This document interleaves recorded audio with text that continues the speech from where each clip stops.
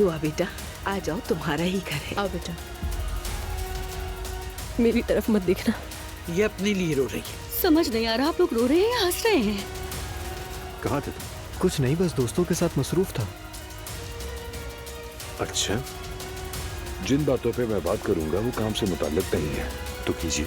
ज़ैनब अब भी तुमसे बहुत मोहब्बत करती है, तुम उसका हाथ थाम लो, बाकी चीजें खुद ब खुद हो जाएंगी। रोहान, प्लीज चली जाओ, मैं नहीं चाहता कि तुम मुझे इस हाल में देखो। मैं अच्छी तरह जानती हूँ कि तुम बेकसूर हो, जल्द यहाँ से बरी हो जाओगे।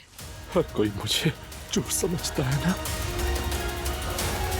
मैं नूर को यहाँ अकेले नहीं भेज सकता था, इसीलिए हम साथ आए। नूर बहुत परेशान है। अब्दुल्ला साहब, रोहान, मैं यहाँ तुम्हारी सफाइयाँ सुनने नहीं आया हूँ। तुम्हें बचाने के लिए वकीलों की एक पूरी फौज काम कर रही है। मैं तुमसे रिक्वेस्ट कर रहा हूँ कि जब तुम बाहर आओगे तो कोई कारोबार नहीं करोगे।